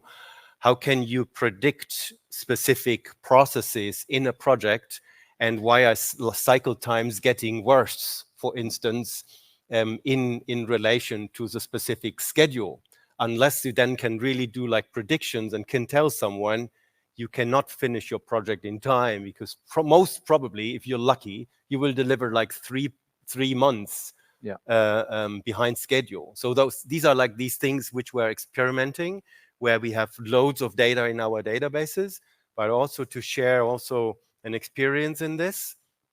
Even if you have the data, lots of the data is so denormalized that it is not so easy to create that. So that's why you have like lots of great data scientists to work on that, to make then at the end the life easy for the customer, for the user, that they can apply it as easy as I have just described it. So that comes back to this point about the focus on data to make sure you actually get in the data, which is going to be useful for you to plow into your AI model. None of it sounds particularly sinister, Andrew. Oh, I don't know. It's an interesting one. Data, data is an interesting thing. You have to have quality data. I think this is something that a lot of people forget. Whenever you're training any kind of an AI machine learning algorithm, you have to have quality data, because otherwise, if you put bad data in, you're going to get bad data out.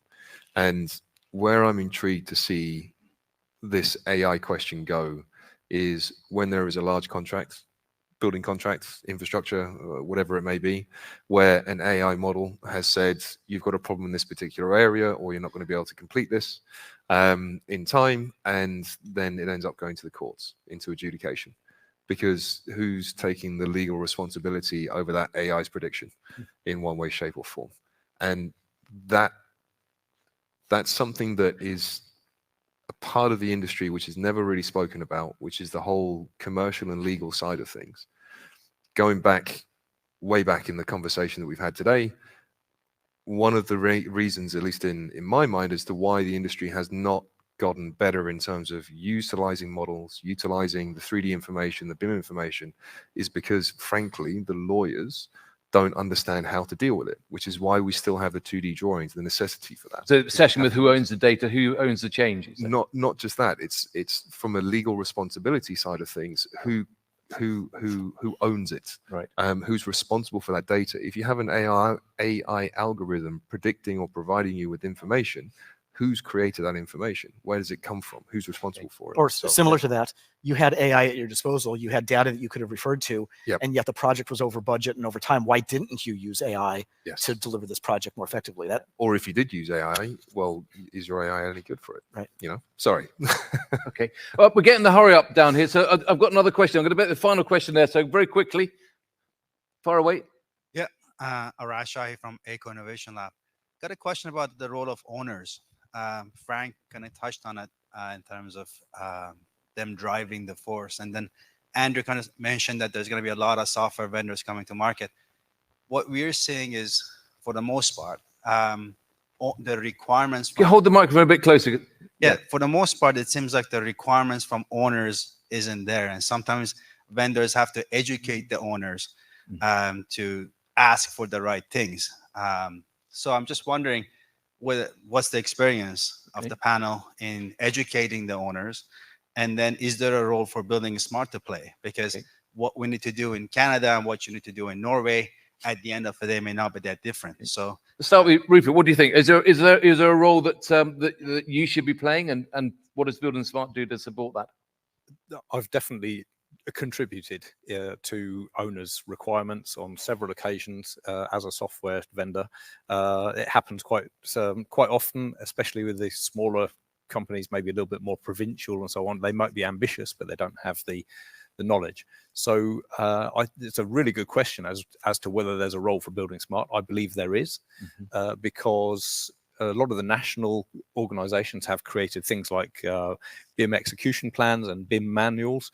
Often the BIM execution plan is a little bit of it's pretty scary to give to a provincial owner and say, you've got to do all of this. So the BIM manual is often the good way to go. And I would really like to see buildingSMART capable of giving a kind of giving out a kind of level, what do you call it, basic level BIM manual to achieve certain ambitions on a project. Marc, what do you think? Yeah, it very much varies. So within Esri, I represent the messaging out to architects, engineers, and construction professionals. And I've got counterparts in 10 different segments that are focusing on electric and gas or water or state and local governments, or, I could rattle off all of them, who represent the owners. And they're coming to us asking for digital twin capabilities, not necessarily even what that means. They're asking for digital transformation capabilities, again, not necessarily knowing how they're going to get there. So we see a lot of owners who are coming to us with high expectations, who have been influenced by our messaging, expecting transformational change. And it's a great position to be in when an owner asks that, as opposed to, give me, you know, that thing I bought back in 1999, I need another one of those. We're about to go red. So Frank, just final point, just I mean, in general, what from a software vendor perspective, what do you think buildingSMART could do better? Number one, just continue as they do the steps at the moment and accelerate. To celebrate? No, not to, well, we celebrate tonight All right. and on Wednesday. No, but before we celebrate, we need to accelerate. Accelerate, sorry. So well, there you go. That's the fair point. enough. Yeah, celebration is also Celebrate great, and then accelerate. Okay, That's also fair enough. great. Well, on that note, accelerate. Thank you very much. So, Rupert, do you want to have a... No, that was pretty okay, good. fine. No, okay, right. We'll finish on the accelerating and celebrating. Look, thank you thanks very much for all your questions, and thanks to my excellent panel.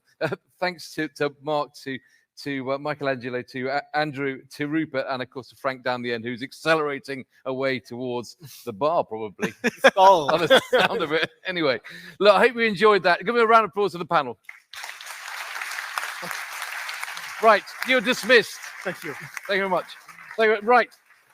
Aidan is looming beneath me here, because I think what we're going to do now is we're going to bring Léon back.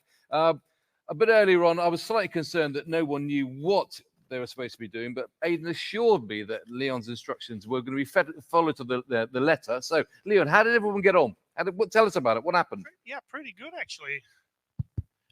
actually. So we had the first IDS file within 10 minutes, I think, which thankfully was also corrected a little bit later. But still, within the hour, the first one came in. We have 4 in total now. They are going to be audited tonight by Claudio, who wrote an open source auditing tool for software vendors to help create this high quality IDS files. So tomorrow, 9:30, again, Akkerhuis, we have at least 4 presentations from Akka, co-builder BIMWorks, and someone who created an Excel file, which all of you, I'm sure, can easily just fill in what you need and then exports to IDS. And still, if there are more coming, please go to the website, upload your IDS through the link, and just show up tomorrow morning before 9:30, and you'll have a spot to present as well. Great. This is also the starting sign of the IFC files that then can be created. Some of you have already cheated a bit and started to create them based on the Excel files. I shared a SketchUp screenshot in the WhatsApp group with the Waffle House with an actual waffle maker already in there. I saw some people in the back of the room who are heavily trying to get waffle makers inside their IFC files. So you still have an extra day. So by the end of tomorrow, please upload your IFC files and then present those Thursday morning. And did you work out where this mystery room was? It's somewhere over there. Right. Okay. So Close to Loong. Somewhere over there. There's going to be a presentation at 9:30 in the morning. 9:30 in the morning. Okay. So 9:30 in the morning. Have your breakfast and then just wander around over there until you find a room which Léon will be hanging around outside. Absolutely. Thank you very much. Thank you, Léon. Thank you. Round of applause. Right. We're going to move now to some conclusions. I'm going to introduce Ian and who I think you're going to bring Patrick, but first of all, can I introduce Osmund? I wrote down Osmund. I wrote down your name as the buildingSMART Norway chair, but what I didn't write down is your surname. My apologies. So I'm going to just introduce you as Osmund, and everyone knows who you are. So welcome. Thank you very much for hosting us. Thanks, Lof. And so the floor is yours to give us your conclusion. What do you hear? Did you like what you heard today?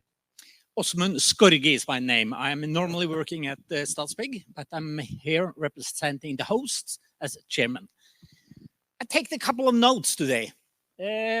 Remember, I'm standing here between you and the picture to be taken after on. But if I was going to take all these notes and give it a sum up, I would probably be standing here between you and the free drinks later on. And that would be devastating. But I made some notes, and I will introduce you to a Norwegian expression first. Å hoppe etter Wirkola. Norwegian, I don't expect all of you to know the expression, but we could translate it to ski jump after Wirkola. Wirkola was a very famous ski jumper, doing lots of ski jumping in the 60s and the start of 70s. And the expression means something, the scariness of jumping after him, because he was a winner. And if you were jumping after him, you would probably lose. The psychological effect of jumping after him was devastating. Today, we put a bit different meaning into the word. It's the scariness of filling the shoes after someone who's done a marvelous job. It could also mean having, for example, a speech after a great and famous person.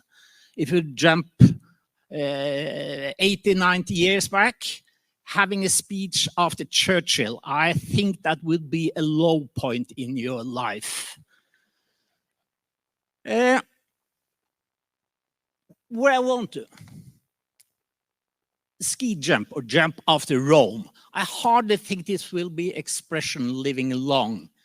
But the point is, I was in Rome.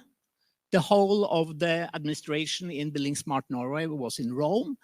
And of course, we were a bit scared about taking over and having this summit this autumn.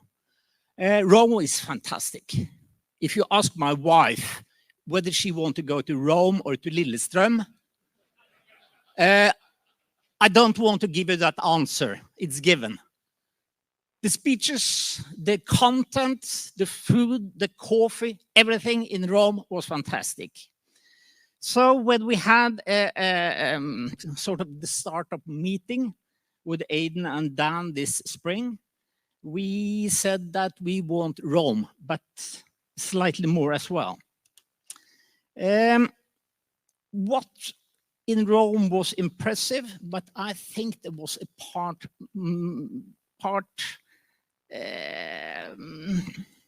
sorry, I'm trying to figure out my notes. A couple of things was missing, or we wanted more of it. One thing was the panel. I think that's a brilliant idea, and the panel here today was very good.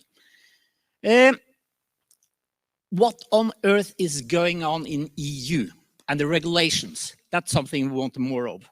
Sustainability is part of that. We want more of that as well. Products, we wanted more of that. And digitalization strategy, we wanted more of that as well. And when we had the first meeting with Dan and Aidan, they just concluded straight, already included. So no problem whatsoever. We have heard about this today. And I think so far, we have 3 more days to go. I hope you will stay for all days. So far, it's been very good. And tomorrow will probably be my day where I'm really looking forward to be learned a lot. And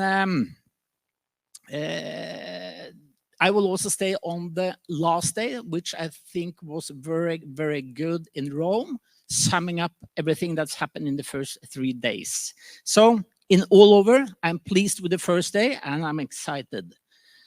When it comes to ski jumping, or the expression is actually only jump, I think this expression will probably last longer, to jump after Patrick. Patrick, you're here, you're laughing. Patrick, this is your environment. This is the buildingSMART. We are only small bricks in a big system, but you are for sure the biggest brick. I'm not talking about physical size, but the contribution of what you have given over so many years. I think more than me being very, very impressed. And it's pity that you are stepping down. But ski jump after Patrick, that will stay forever. I have no idea about your ski jumping abilities, but if you cut the ski and say to jump after Patrick, that means, and it will mean, if you heard that expression forever, it means the bit scariness of taking over for someone who actually made a marvelous job to filling the big, big shoes.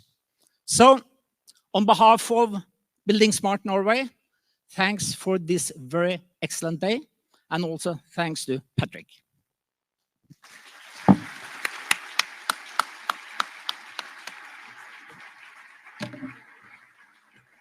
Right, Osmund, thanks for hosting us here. My last duty is to invite Ian back to the stage to round us off and close out the first day of the conference. So, Ian, the floor is yours to finish us off.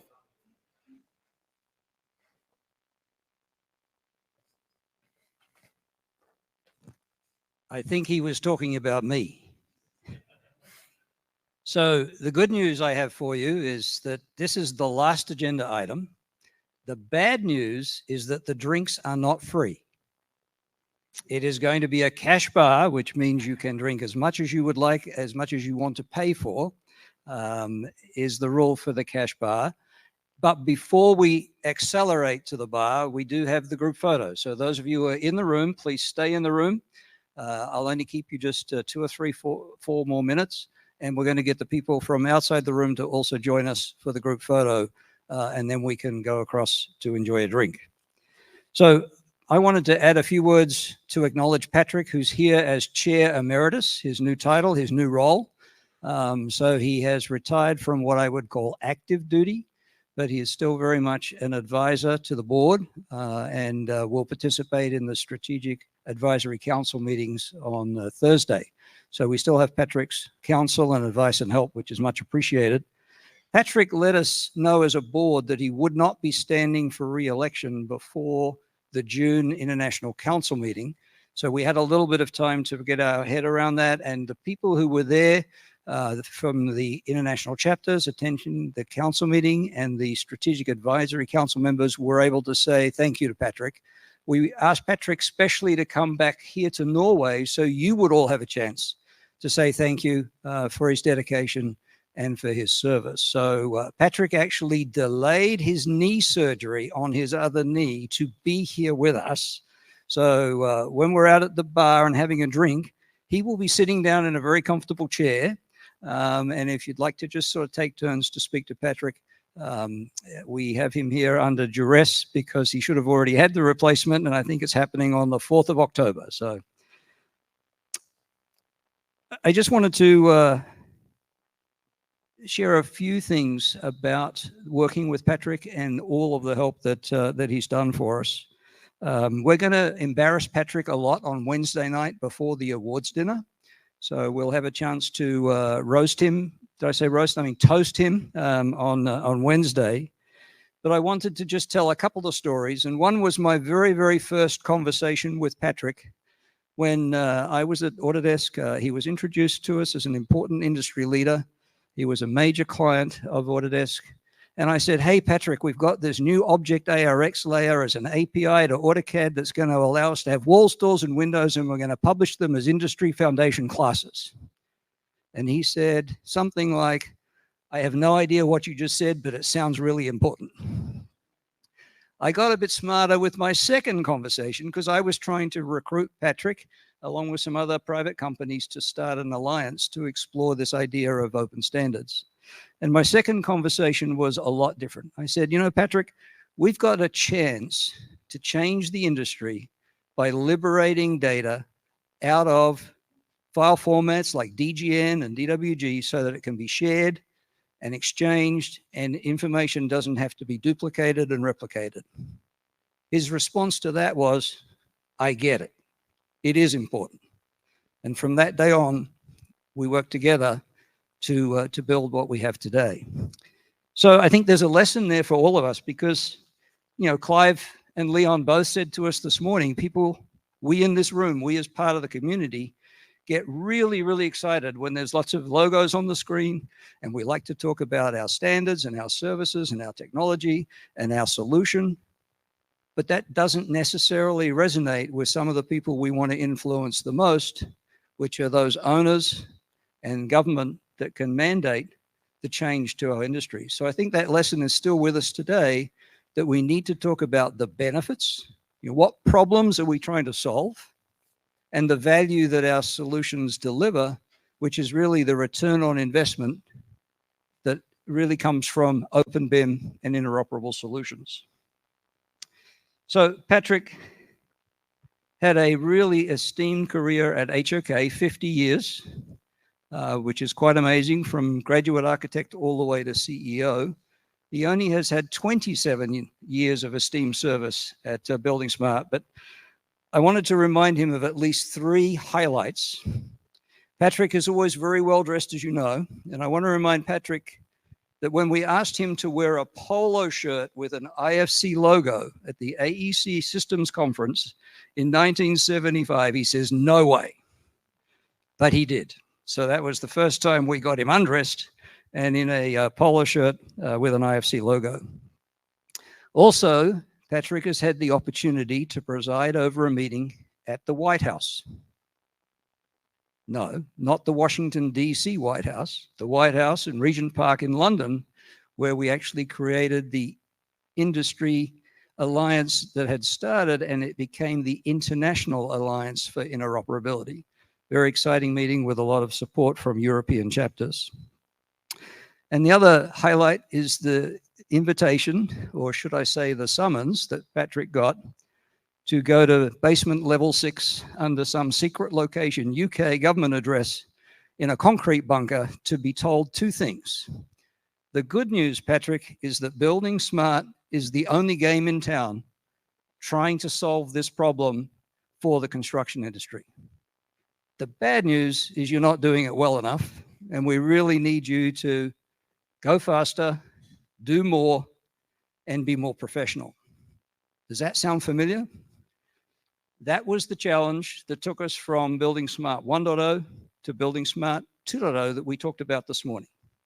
And of course, that challenge exists again, as we explained this morning. Go faster, do more, to quality, and certainly the global reach, in addition to the increased professionalism. So same challenge, a different time, but it's going to be the same catalyst for innovation and change across our community. So whilst they're highlights that I've called out, if any of us were to ask Patrick what's been most rewarding for him, and I'm going to put words in your mouth, Patrick, which is a dangerous thing to do, it's the people.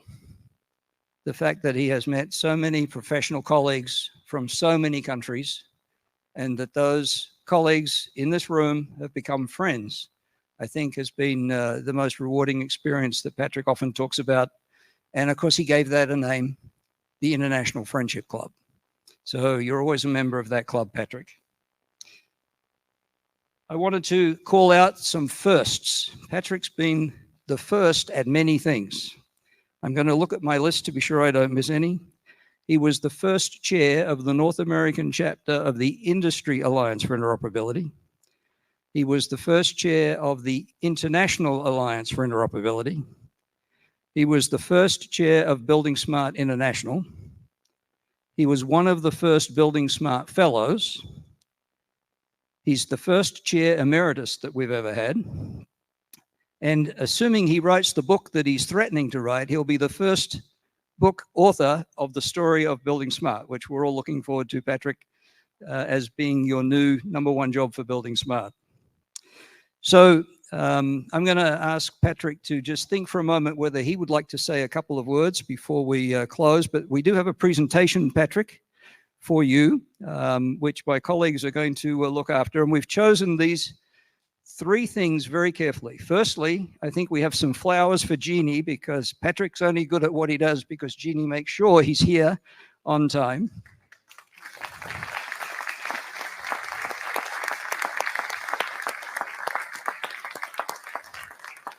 And Patrick, we have 2 gifts for you. The first is chocolates, because that's the perfect remedy in Norway for sore knees. Much better than alcohol. But to remember us and the task you have, we also have a pen set that you can use because we want you to be writing the book, and you can take notes while you're here in terms of the research that you're doing in speaking to people and interviewing them to collect all of your data. So with that, I'm going to come down. If you'd like to say a few words.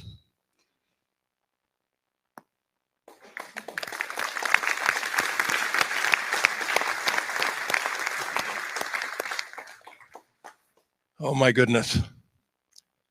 The reason I'm not up on the stage is one knee is not so good. And October 4th, it gets fixed. So I'm just going to stand here, and I'll make this mercifully brief because I don't really do well standing still for very long. I have a new job, author, and I'm working on that book already. I'm going to need some help from all of you. The book is in 3 parts. First part is what's wrong with the industry that we serve. I could make that a book in itself, but I'll try to make it mercifully brief. Second is really the history of building smart from the beginning until now. And that includes lots of things. You know, we're a big organization now. We're around the globe. I don't have all this information. I need people from different chapters to help write chapter stories. I need people to write individual stories. How did you get involved with building smart? What compelled you to do this? I need people who are helping to develop standards. How did you get engaged in this work? What's the process you're going through? And then finally, the third part of the book is where are we going? That's the fasten your seatbelts part. And I'm going to need some help with that. Because even though I was in at the beginning, building smart has certainly grown far beyond my capacity. So I'm going to need some help with things like AI and digital twins and Internet of Things and et cetera, et cetera. So we can start that process at the bar. I'd be happy to listen to any stories, but I also want to say anyone can reach out to me with my building smart email address, patrick.macleamy@buildingsmart.org. If you have trouble with the spelling of any of those, see Aiden. He can help you with the spelling. And I sincerely hope that in a short time, I'll have that book ready to be published, not just in English, which is my language, but in many different languages so that it can be enjoyed by our building smart community around the world in our own languages. So I'm excited about it. I'm quite touched with what's been said about me, and the sooner we get this over with and get over to the bar, the better off I'll be. So thank you all. Thank you.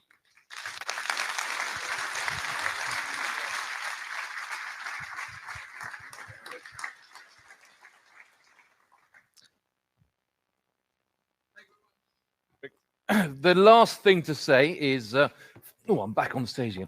Thank you very much, Patrick. Best of luck with the book. And make sure you do involve everybody. It sounds like it's quite a lot of work, so good to see. Thank you very much, everybody. Thanks. I hope you enjoyed that first day. The last thing to remind everybody is that before you rush off, we need to take a photograph. So I am going to say thank you very much for your attention today. Thanks for getting involved with the panel session and putting all your questions there. Do have a really good time over the next few days and really enjoy this session. And I think the main thing to do is follow Frank's advice and certainly accelerate, but also make sure you celebrate while you're here as well. So thank you very much. Right, what do we want us to do now? What is the next? Yeah, so if everyone can just gradually wend their way towards the stage here. We've got to stage manage you all so that some of you are on the stage, some of you are down there. I get a huge group photograph. So before we do that, just say thank you, Anthony, for his wonderful moderation today. So thanks to Anthony Oliver. He's available for hire. Editor, podcaster, please check it out. But yeah, thank you, Anthony. Thank you very much, Aidan. Right, yeah, so just come make your way to the stage, and then we'll assemble you all on the stage, around the stage, etc.